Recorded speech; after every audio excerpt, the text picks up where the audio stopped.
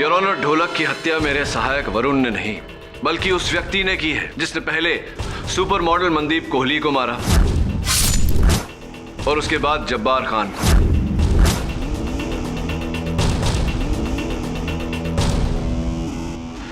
उसका प्रमाण यह है योर ऑनर, मुझे मेरे दफ्तर के बाहर 11 नंबर के जूतों के निशान मिले और मेरे दफ्तर में इस नाप का जूता कोई नहीं पहनता। स्पष्ट है योर ऑनर, जिस व्यक्ति के जूते का माप 11 नंबर होगा उसका कद भी 6 फुट से ज्यादा होगा और उसके सर पर चमेली का तेल, ओह आई एम सो सॉरी, आपका फेवरेट आंवले का तेल होगा। मिस्टर पाठक, आपका ये गुमनाम व्यक्ति एक्चुअली सांता क्लॉज की तरह लगने लगा है। यू नो, आपकी हर प्रॉब्लम का हल बनकर आ रहा है। आप मुझे एक बात बताइए कि आप इस मनगढ़ंत किलर की मदद से कितने लोगों को बचाएंगे? मिस बोस, इसी सांता क्लॉज ने आसरा अनाथालय के बाहर मेरे सहायक वरुण पर गोली चलाई थी। किसने कहा? वरुण ने? वरुण ने तो हमसे यह भी कहा है कि ढोलक ने मरने से पहले मनदीप कोहली और जब्बार खान की मौतों के बीच का संबंध भी बताया था। हम क्यों माने आपके असिस्टेंट की? नहीं मानिए, मत मानिए, वरुण की बात मत मानिए, पर मुझे विश्वास है कि इंस्पेक्टर दवे की बात आप अवश्य मानेंगे। सर, केडी ने मुझे किसी गाड़ी का नंबर दिया था, किसी संजय भट्ट की गाड़ी है। केडी के अनुसार उसी गाड़ी से वरुण पे गोली चलाई गई थी। सर, मैंने संजय भट्ट को बहुत ढूंढा लेकिन वो नहीं मिला क्योंकि वो गोवा में था, लेकिन आज सुबह ही गोवा पुलिस की मदद से उसे वापस बुलाया गया है। फैंटास्टिक, धन्यवाद इंस्पेक्टर दवे। आप मिले मिस्टर भट्ट से? जी हाँ। कितना कद है उनका? 6 फुट 3 इंच। क्या वो बालों में? हाँ, आंवले का तेल लगाते हैं। और जूतों का साइज? जूते का साइज है 11।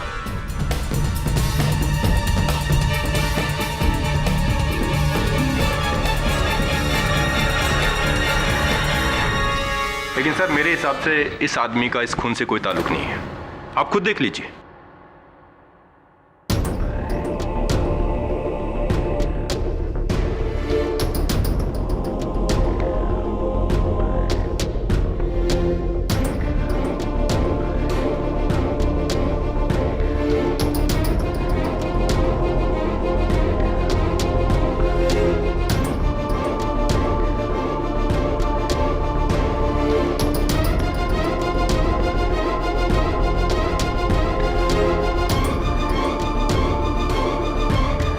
मिस्टर पाठक, ये है आपके शार्प शूटर जिन्होंने 3 लोगों का कोल्ड ब्लडेड मर्डर किया है, अ फिजिकली चैलेंज्ड मैन। सर, क्या आप मुझे बताएंगे कि मुझे यहाँ किस लिए बुलाया गया है? मैं एक बिजनेसमैन हूँ और गोवा में एक इंपॉर्टेंट मीटिंग को अटेंड कर रहा था। कब से आप इस अवस्था में? जी, 2006 से। दरअसल पुणे जाते समय मेरी कार का एक्सीडेंट हो गया था, जिसके अंदर मेरे ये दोनों पैर बेकार हो गए और पिछले 5 सालों से मेरे दोनों पैरों की फिजियोथेरेपी भी चल रही है ताकि मैं अपने पैरों पर चल सकूं। पर चलना तो दूर, मैं तो अपने इस व्हीलचेयर से खड़ा भी नहीं हो सका। इस बात का कोई सबूत है आपके पास? जी हाँ, ये मेरी मेडिकल रिपोर्ट्स हैं।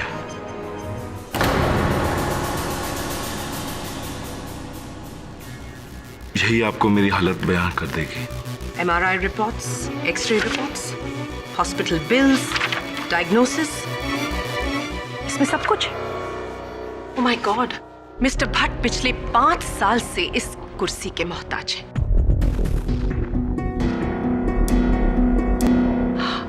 मिस्टर भट्ट, आपका निशाना कैसा है? निशाना? जी। मैडम, मैं एक बिजनेसमैन हूँ, कोई प्रोफेशनल किलर या शार्क शूटर नहीं जिससे आप ये निशाने की बात कर रही हैं। तो ऑब्वियसली फिर ये राइफल भी आपकी नहीं है। मैडम, क्या आप लोगों ने मुझे यहाँ पर मेरी बेइज्जती करने के लिए बुलाया है? सर, क्या आप बताएंगे कि एक्चुअली माजरा क्या है, प्रॉब्लम क्या है आपका? आप बताइए मिस्टर भट्ट की 29 जनवरी को आसरा अनाथालय के बाहर आपकी गाड़ी थी या नहीं? 29 जनवरी।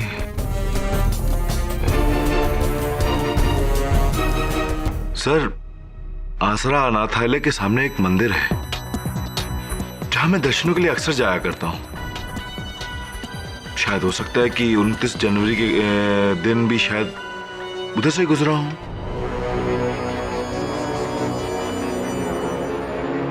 मिस्टर पाठक, क्या वरुण ने इनको गाड़ी से गोली चलाते हुए देखा है?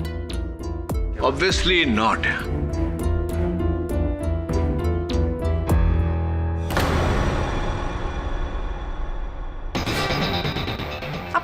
आप क्या कर रहे हैं मिस्टर पाठक? आपके इस तरह घूरने से एक विकलांग व्यक्ति अपनी व्हीलचेयर से खड़ा होकर चलने नहीं लगेगा। योर ऑनर, इनका यहां पर होना ही खुद में एक बहुत बड़ी गलती है।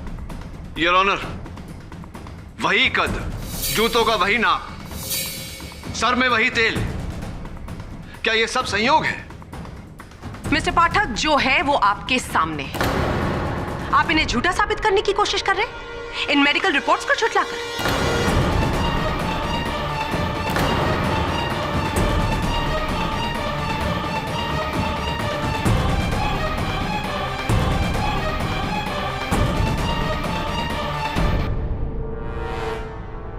Mister Bhatt, we are sorry कि आपको यहां तक आना पड़ा। आप जा सकते हैं। जी योर ऑनर। केडी, इनको यहां तक बुलाकर हमने ठीक नहीं किया। साहब, ढोलक को क्यों मारा? एक ही भाई था, वो भी गया।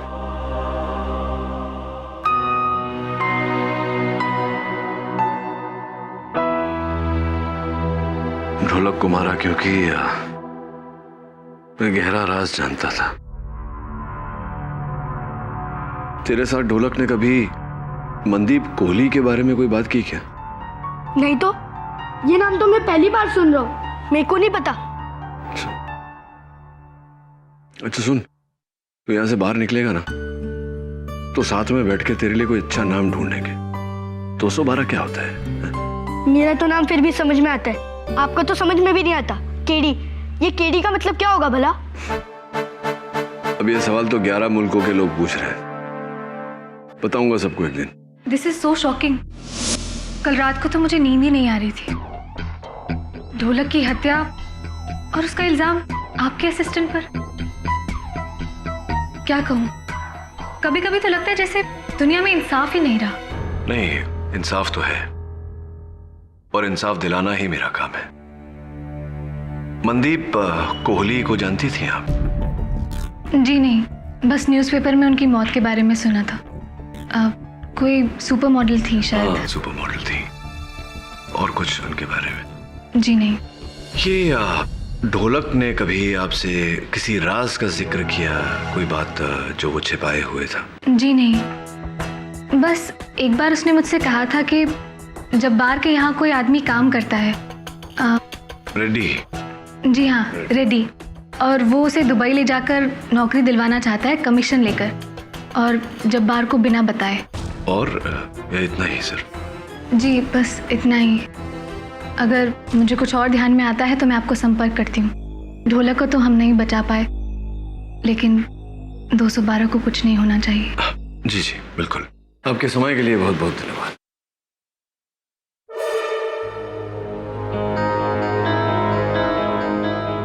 अंगूठी बड़ी प्यारी पहनी है आपने।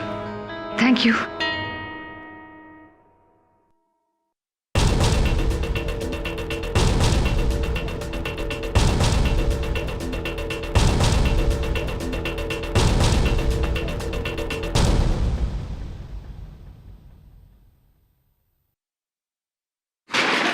सॉरी यार। केडी सर, आप यहाँ? मैं वो अनाथालय के वार्डन से मिलने आया था। सॉरी यार, तेरा सामान गिर गया। तू यहाँ क्या कर रहा है? यह अनाथालय मैं और मेरी माँ ही चलाते हैं। जब वो यहाँ नहीं होती, यहाँ की देखभाल मैं ही करता हूँ।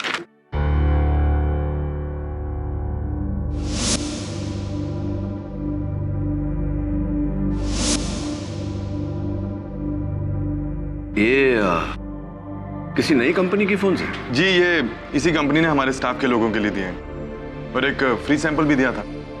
अच्छा, फ्री सैंपल किसको दिया तुमने? वो हमारी वार्डन माहौली के पास। क्यों? सुन, एक काम करेगा मेरा? हाँ सर, क्यों नहीं। आपने मेरी जान जो बचाई है, आपके लिए कुछ भी हुक्म कीजिए। हाँ मौली जी, तो वाह, अरे वाह, आपकी ये अंगूठी तो बड़ी प्यारी है, सुंदर है। देखें सर, असली हीरे, महंगी होगी। क्षमा चाहता हूं पूछने के लिए, कितने की होगी? जी, ये मुझे तोहफे में मिली है, मुझे इसकी कीमत नहीं मालूम। अच्छा, जहां तक मेरा ज्ञान है ये होगी 3-3.5 लाख रुपए की। कहना पड़ेगा आपके पतिदेव आप पर बहुत कृपालु हैं। जी, मेरी शादी नहीं हुई है। मौली जी, आजकल कुछ याद नहीं रहता मुझे ठीक से, क्षमा चाहता हूँ। आपके रिकॉर्ड्स के अनुसार यही था, आपकी शादी नहीं हुई। तो फिर आपके जो मंगेतर जी हैं वो जी, क्या हुआ? मंगनी नहीं हुई? तो जो भी अब जो मंगेतर होने वाले हैं, जो हाल फिलहाल आपके जो मित्र हैं, बॉयफ्रेंड हैं, उन्होंने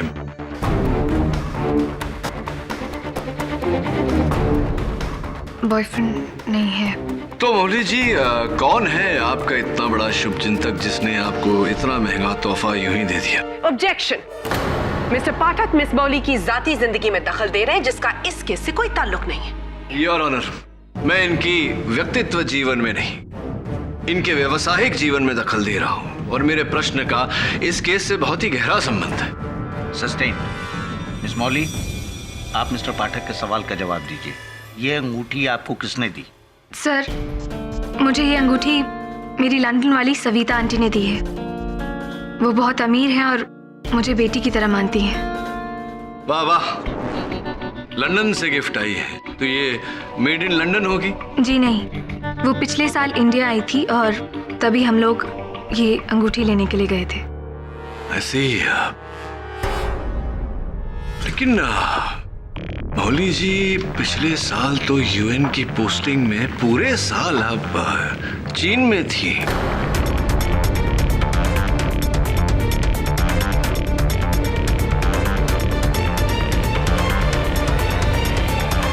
अब सोच रही होंगी कि मुझे आपके बारे में इतनी सब जानकारी कैसे हुई? आपके मित्र नीरज महेंद्र जी की सहायता से, और इनकी सहायता से ये भी मुझे पता चला है कि ये जो टी शर्ट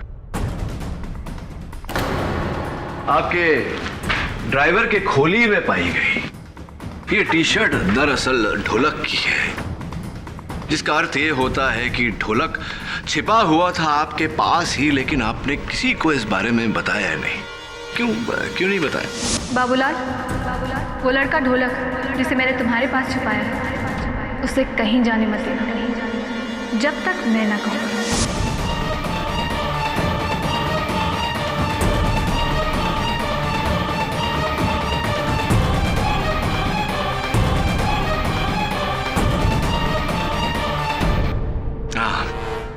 समझ गया मैं, लगता है आपको वार्तालाप करने का मूड नहीं।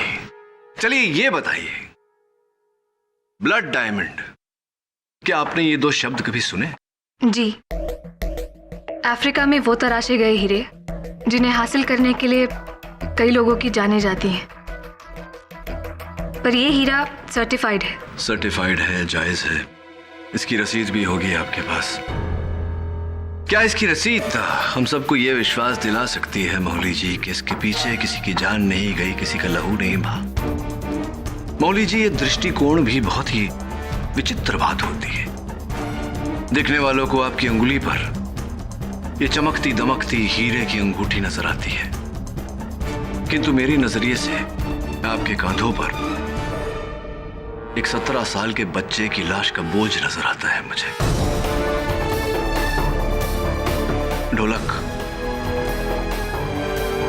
ढोलक मौली जी, जिसने अपने 17 सालों में 3.5 लाख तो क्या 3,500 भी नहीं देखे होंगे, दुर्भाग्यवश अब देख भी नहीं पाएगा।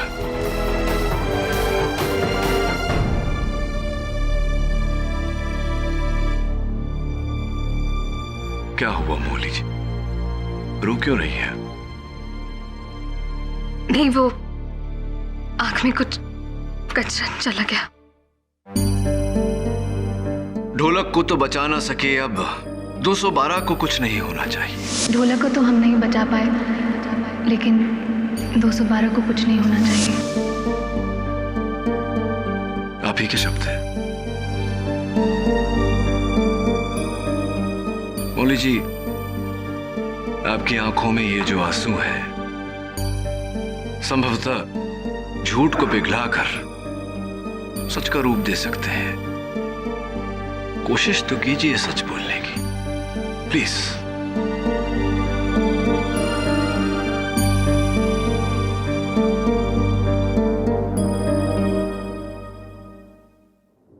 गजानन पावले लोगों के लिए तो ये लोहे का व्यापार करता है, लेकिन असल में इसका व्यापार बच्चे हैं।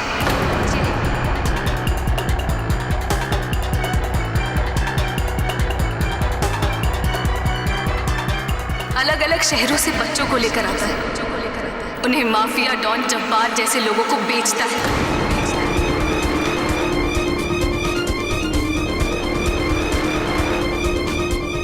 उनसे चोरियां करवाता है, भीख मंगवाता है। इसका मतलब ये अंगूठी आपको भेंट नहीं, तोहफा नहीं, कीमत दी गई थी। पावले साहब ने दी थी आपको किसी काम के लिए।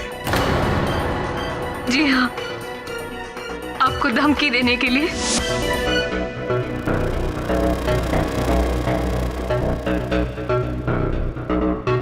हेलो, ये 10 है, 10 और तुम्हारे केस वापस लेने के बाद मिलेंगे,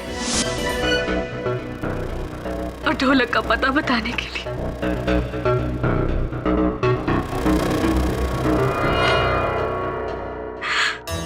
वो तो मेरे पास आया था अपनी जान बचाने के लिए, लेकिन मैं। टीचर दीदी, जब्बार सेठ का किसी ने मर्डर कर दिया है। क्या?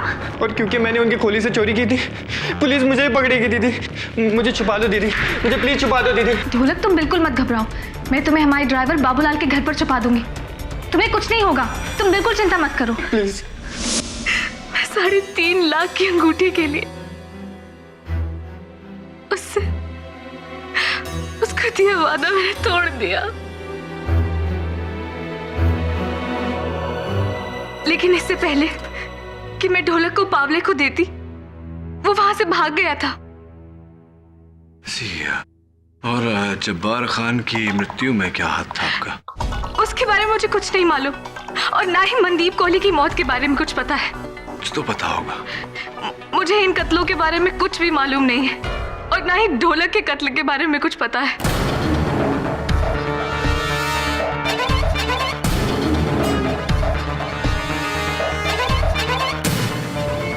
मौली जी,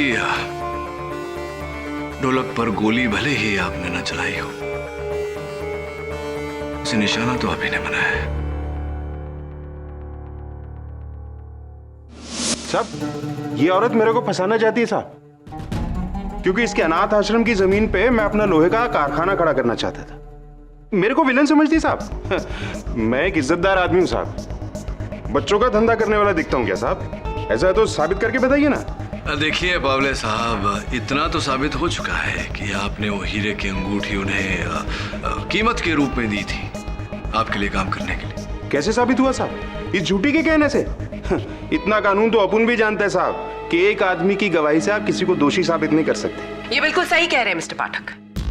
अगर आपको लगता है कि मिस्टर पावले का इस केस से कोई लेना देना है, तो आप ठोस सबूत लेकर आइए। और जब तक ऐसा नहीं होता, तब तक पुलिस सिर्फ इन पर कार्रवाई कर सकती है, इन्हें अरेस्ट नहीं कर सकती। और जब तक ऐसा नहीं होता, तब तक शक की सुई आपके चहेते 212 पर टिकी रहेगी।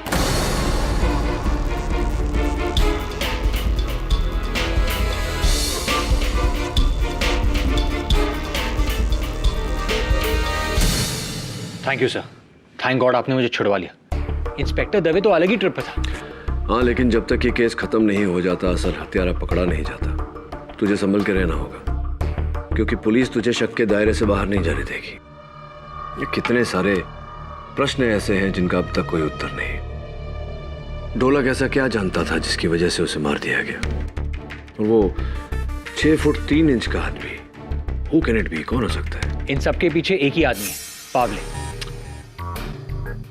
पर ऐसा कोई सुराग भी तो नहीं, कोई सबूत भी तो नहीं जो उसकी तरफ इशारा करता हो? एक सबूत है सर, रेड्डी। खोली के बाहर मैंने पावले को रेड्डी से बात करते हुए देखा था।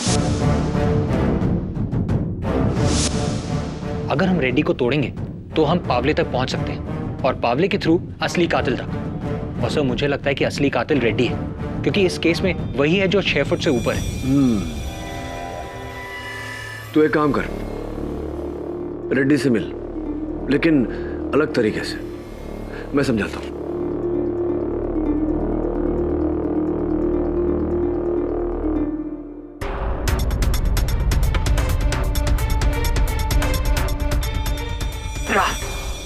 कहीं जा रहे हो रेड्डी? तुम हट जाते। उस दिन ऑफिस में तुम ही थे ना? तुम ही ने ढोलक को मारा है। ए, पागल हो गया क्या? पैसे, घड़ी, ये तो वही है जो 212 और ढोलक ने जब्बार से चुराए थे। तुम्हारे पास कैसे? ए, हट। इसका मतलब ये है तुमने जब्बार को मारा इन पैसों के लिए। ए, नहीं मारा मेरे बाप। अब हट यहाँ से, वरना पावले आएगा, हम दोनों को मार देगा। पावले का इस केस से कोई लेना देना नहीं है, ये सब तूने किया है। पावले का इससे कोई लेना देना नहीं है? अरे साला बाप है बाप हम लोगों का। हम लोग तो छोटे मोटे मोरे हैं, असली खिलाड़ी तो साला वो है। इंस्पेक्टर दवे, सुन लिया तुमने? हाँ सुन लिया। सर मैं तो इसको डराने के लिए पावले का नाम ले रहा था। पावले का इससे कोई कनेक्शन नहीं है। कनेक्शन तो तेरा भी नहीं है रेड्डी इस केस से, क्योंकि मैं तेरे सारे कनेक्शन तोड़ के ऊपर वाले से जोड़ने वाला हूँ। ये बता कि पहली गोली छाती पे मारूं या पीठ पे? मुझे मत मारो साहब। पीठ पे मारो, ताकि बोल सके कि पुलिस से भागते वक्त पीठ पे गोली लगी। यार छाती पे मारोगे तो खुद फंस जाओगे। तो एक काम करता हूँ ना, पहली गोली घुटने पे मारता हूँ और दूसरी पीठ पे, ताकि सबको लगे कि मैंने इसको एक चांस दिया। नहीं, मुझे मत मारो। सुपर आइडिया, मार दो गोली। अरे लेकिन लेफ्ट में या राइट पे? इससे पूछते ना, ये भी क्या याद रखे। बोल, लेफ्ट या राइट? मत मारो साहब, मेरे को मत मारो साहब। जल्दी बोल, टाइम नहीं है मेरे पास। सच या झूठ, लेफ्ट या राइट? सच बोलता हूँ। पावले और जब्बार के बीच के सारे रिकॉर्ड आपको दिखा दूंगा, लिखे मैं सरकारी गवाह बन जाऊंगा सर। मैं सच बोलता हूँ, सच बोलूंगा साहब। अद्भुत है रेड्डी साहब। जब्बार और पावले के गोरख धंधे का हिसाब तो किसी बहुराष्ट्रीय कंपनी के हिसाब से भी ज्यादा साफ है। किस दिन पर कितने बच्चे भेजे गए, कितने बच्चे पहुंचाए, किस बच्चे के लिए कितना मूल्य दिया और उस बच्चे को कहां भेजा गया, सब कुछ दर्ज है इसमें। योर ऑनर, करोड़ों का एक शर्मनाक अवैध धंधा। पुलिस केवल इस डायरी की मदद से सैकड़ों बच्चों की जानें बचा सकती है। Mister Reddy, thank you very much. और वो रेड्डी साहब, ये तो बताइए कि जो घड़ियां चुरा कर आप भाग रहे थे, वो घड़ियां वो पहले ढोलक ने जब्बार भाई से चोरी की थी, फिर मैंने ढोलक से।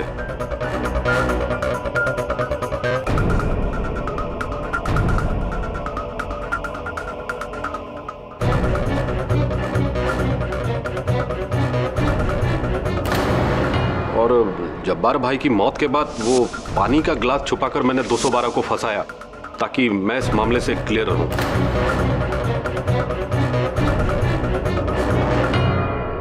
तो रेड्डी साहब, आपने पहले जब्बार की हत्या की, फिर चोरी की? नहीं साहब, मैंने जब्बार भाई को नहीं मारा साहब। वो इस धंधे से पहले बहुत ही डेंजर आदमी था सर, बहुत बड़ा शूटर था सर। मैं उससे पंगा कैसे ले सकता हूँ? तो ढोलक को मारा आपने? नहीं, उसको भी नहीं। मानता हूं मैंने बहुत गलत काम किया साहब, लेकिन आज तक कभी किसी का कत्ल नहीं किया साहब, वरना सरकारी गवाह क्यों बनता? वैसे भी जब जब्बार भाई का मौत हुआ तो मैं बाहर पान की दुकान पर बैठा हुआ था, आधा मोहल्ला ने मेरे को देखा था साहब वहां पे। तभी तो रेड्डी साहब पर पुलिस ने कोई कार्रवाई नहीं की। योर ऑनर, यह है बस्ती वालों का साइन स्टेटमेंट, जिसमें क्लियरली स्टेटेड है कि जिस वक्त जब्बार खान पर कातिलाना हमला हो रहा था, उस वक्त रेड्डी पान की दुकान पर पान बनवा रहा था। उसका मतलब मिस्टर पाठक, शक की सुई अब भी आपके चहेते 212 पर टिकी हुई है।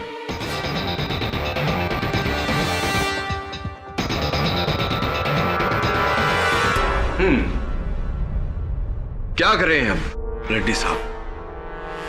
चलिए उन्हीं से पूछताछ करते हैं जो पिछली सुनवाई में हमें कानून सिखा रहे थे।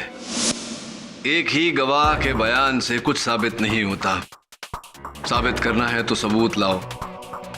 पावले साहब, अब दुर्भाग्यवश आपके विरुद्ध एक भी सबूत नहीं, ढेरों सबूत है। पेश करूं या आप बोलेंगे स्वयं? माऊली जी का बयान पूरा खरा है साहब, सच्चा है। अपन का असली धंधा बच्चा लोग की स्मगलिंग करने का है साहब, स्मगलिंग करने का है साहब।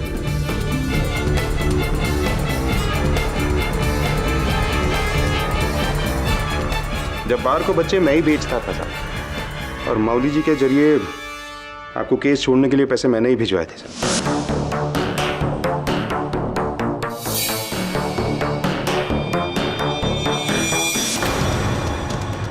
माऊली जी को रिंग मैं ही दिया था साहब।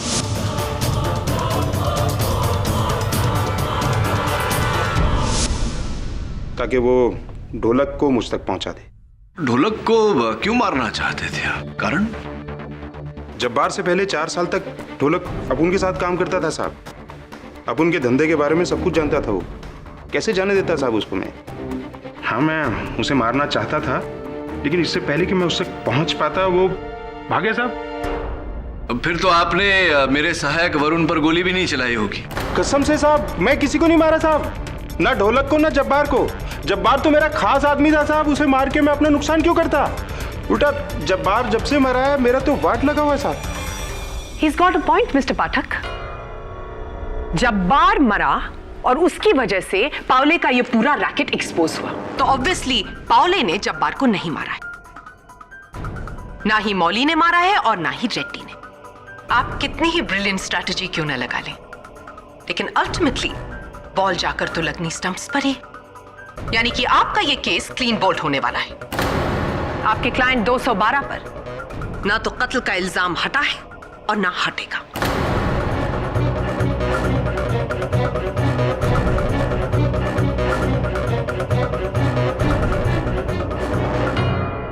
एक आखिरी प्रश्न, कौन सा तेल लगाते हैं आप अपने सर में? तेल कौन सा लगाते हैं सर? टेंशन मत लो साहब, 3 इडियट्स पिक्चर देखी है ना, ऐसे करते रहने का, ऐसे all is well, all is well. तो बड़ा फिल्मी है यार, है? ये सब पिक्चरों में होता है, वास्तविकता में नहीं। All is well, all is well. ये केस के बारे में जितना सोचता हूँ मेरा दिमाग तेरे नाम की तरह 212 दिशाओं में दौड़ता है, हर जगह से खाली हाथ लौटता है। बात बता, कहीं ऐसा तो नहीं कि ढोलक नहीं मारा हो जब्बार को? नहीं साहब, ढोलक ने कुछ नहीं किया, लेकिन मैंने भी कुछ नहीं किया। हाँ, और आप भी कुछ मत करो, छोड़ दो ये केस। छोड़ दूं ये केस? हाँ। तो तेरी वाट लगेगी उसका क्या है? ज्यादा से ज्यादा क्या होगा, अपन जेल जाएगा ना, चलता है। इधर कम से कम सर पे छत और 2 रोटी फिक्स तो है ना, बाकी की जिंदगी यही कटेगा। ऐसा कभी मत सोचना दोबारा। ऐसा सोचने लगेगी ना तेरी पीढ़ी, तो ये देश जीते जी मर जाएगा। वैसे भी इस देश की हालत कुछ ज्यादा अच्छी है नहीं, और तू देखना, ना केवल तू अदालत से बाइज्जत बरी होगा, बल्कि एक दिन ये समाज जो तुझे इस वक्त अपने दामन पर काला धब्बा समझ रही है, एक दिन ये समाज तेरे दामन पर मेडल लगाएगी।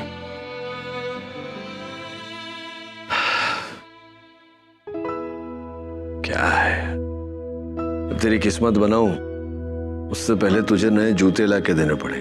ये क्या अंगूठा बाहर निकला हुआ है? Air conditioner. Air conditioner? चलते चलते जूता भी चल बसा।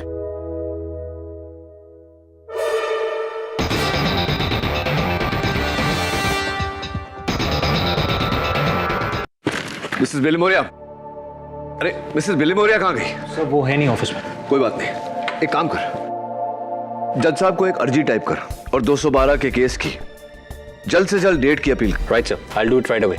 लेकिन बात क्या है? अरे तू टाइप तो कर, बताता हूँ ना अदालत में। अमूमन वकील केस की तारीख आगे बढ़वाते हैं ताकि उन्हें और समय मिल सके। तुमने तो इसका उल्टा ही किया है, ऐसा क्यों केडी? योर ऑनर, न्याय में विलंब का अर्थ होता है न्याय में खंडन। न्याय जितना जल्द हो जाए उतना ही अच्छा। चलिए अच्छा है, लगता है इस केस का डिसीजन आज ही आ जाएगा। अपेक्षा तो यही है मुझे भी मिस बोस। इसीलिए योर ऑनर, अदालत का और समय व्यर्थ न करते हुए मैं आज के पहले आखिरी और इकलौते गवाह को कटघरे में बुलाने की अनुमति चाहता हूं। इजाजत है। Mister Sanjay Bhatt, your honour. लाइए उन्हें।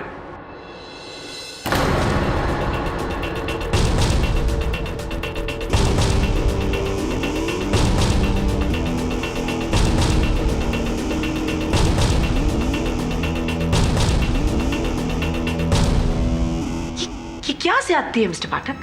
पिछली बार मिस्टर भट्ट को बुला के हम ऑलरेडी परेशान कर चुके हैं। Why now? ये बात तो ठीक है भट्ट साहब, आपको द्वितीय बार अदालत में आने का कष्ट दिया, इसके लिए मैं क्षमा चाहता हूं आपसे, किंतु आज आपका यहाँ होना अति आवश्यक था। जी? क्या कहा था आपने पिछली सुनवाई में कि पिछले 5 वर्षों से आप अपने पैरों पर चल नहीं पाए? जी। और कुछ उतने ही समय से आप अपनी इस पहियों वाली कुर्सी से खड़े तक नहीं हुए, उठे नहीं। जी, ये बात तो मैं शायद आपको पिछली बार भी बता चुका हूं और शायद मेरी रिपोर्टें भी यही बयान करती हैं। पर अब प्रॉब्लम क्या है? प्रॉब्लम है, समस्या है आपके ये आपके जूते। जूते? मिस्टर पाठक, इनके जूतों में क्या है? सिलवटें हैं मिस बोस, सिलवटें। योर ऑनर, उसी तरह की सिलवटें मेरे जूतों में भी हैं। मिस बोस जरा यहां आगे आइए। क्या आप बता सकती हैं कि जूतों पर सिलवटें क्यों पड़ती हैं? जब कोई भी इंसान बार बार एड़ी उठाकर चलता है तो एक बार जोर से बताइए ना। मिस्टर पाठक, जब इंसान एड़ी उठाकर चलता है तो क्या करता है? ओह माय गॉड, चलता है। ओह,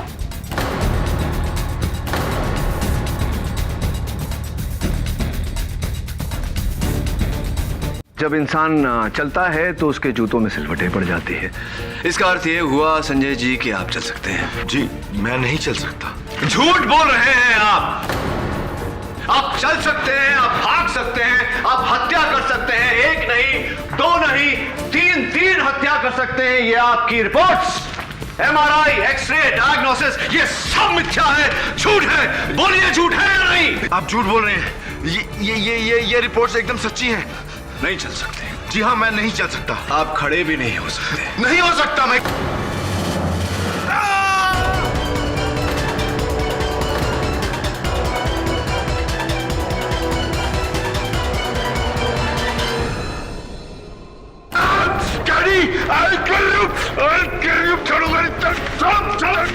चलो मुझे, I won't leave you. छोड़ूंगा नहीं तेरे को मैं। रख तुम, छोड़ो मुझे, I'll kill you. जी हाँ जज साहब, अपुन ने इस वरुण पर गोली चलाया था।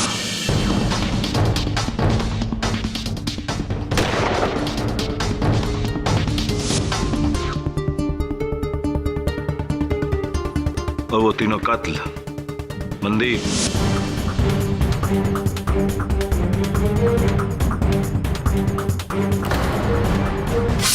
ढोलक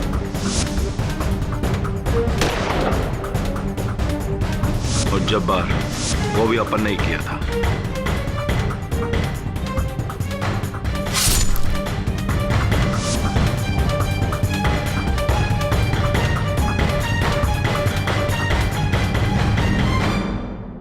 तो अब इन सारी बातों को जोड़ने के बाद मेरे मन में इकलौता एक शब्दीय प्रश्न, क्यों? जज साहब, अपन कोई बिजनेसमैन नहीं, अपन एक प्रोफेशनल किलर है और पैसे के वास्ते अपन किसी का भी कत्ल कर सकता है, इस केडी का भी। ये जो व्हील चेयर है यही अपन का ढाल था। आज से 1 महीना पहले अपने को मनदीप को मारने का सुपारी दिया गया।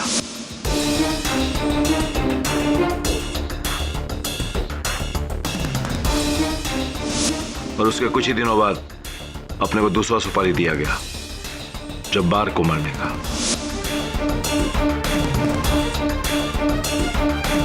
उसी शख्स ने मेरे को तीसरा सुपारी ढोलक को मारने का दिया। संजय जी, आपको सुपारी क्यों दी गई थी? इस बारे में शायद आपको कोई जानकारी ना हो, लेकिन किसने दी थी ये तो पता होगा। हाँ जज साहब, अपनों उसे पहचानता है, उसका नाम है। पर आप सुपारी देने वाले का नाम बताएं, उससे पहले मैं अदालत को सुपारी देने का उद्देश्य बता देता हूं।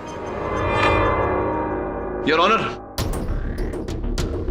वरुण पर गोली इसलिए चलवाई गई ताकि मैं डर कर इस केस से पीछे हट जाऊं। ढोलक को इस कारण मरवाया गया क्योंकि वो सुपारी देने वाले के कुछ राज जान चुका था और इस बारे में जब्बार खान से बात कर चुका था।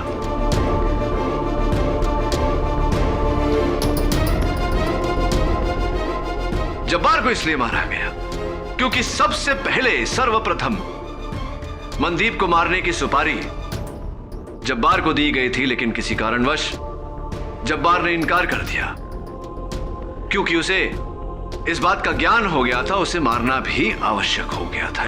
इसी कारण इन तीनों लोगों को मारने की सुपारी मिस्टर संजय भट्ट को दी गई। मिस्टर पाठक, मनदीप को क्यों मारा? मिस बोस, आपके हर प्रश्न का उत्तर तो मेरे पास है नहीं। हाँ, लेकिन मुझे पूरा विश्वास है कि आपके इस प्रश्न का उत्तर मिस्टर नीरज महेंद्रू के पास अवश्य होगा। क्या कहते हैं मिस्टर महेंद्रू?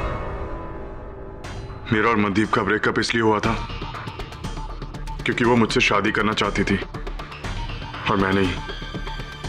और एक दिन चुपके से उसने किसी और लड़की के साथ मेरा कॉम्प्रोमाइजिंग वीडियो बना लिया था और वो मुझे ब्लैकमेल करने लग गई थी।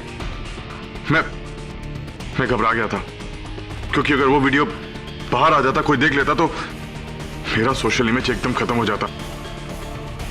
तो बस मैंने घबरा कर मनदीप को मारने का प्लान कर लिया।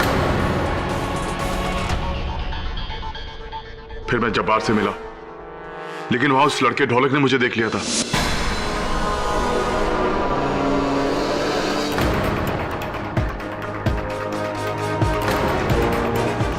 फिर जब्बार ने इस डील के लिए ज्यादा पैसे मांगे तो मैंने वो डील कैंसिल करके भट्ट को दे दी।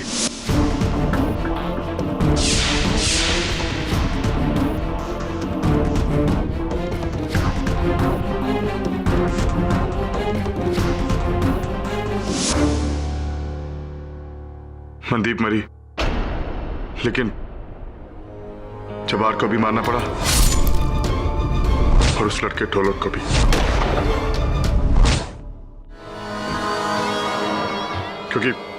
क्योंकि उनको मेरे प्लान के बारे में पता था।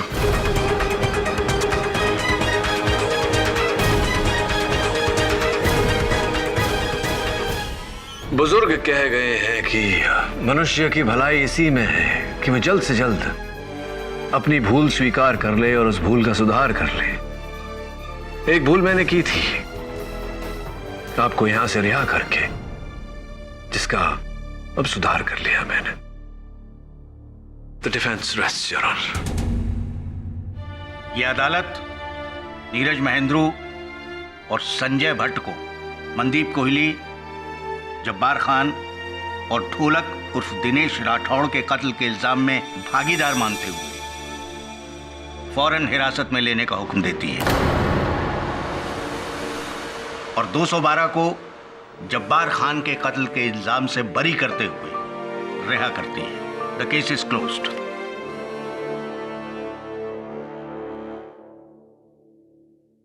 मिस बोस, टाटा।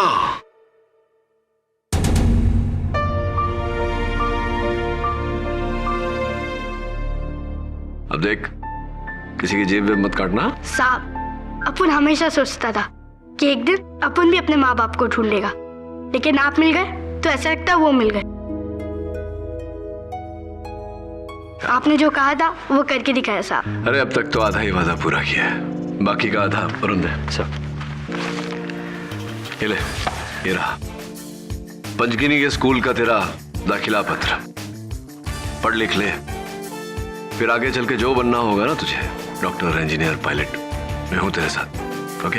अपन को तो बस एक ही चीज बनना है। क्या? वकील, आपके जैसा। क्यों? ताकि मैं भी बड़ा होके किसी 213 को बचा सकूं। क्या बोल रहे हैं? For more updates, subscribe to our channel, click the show links and enjoy watching the videos.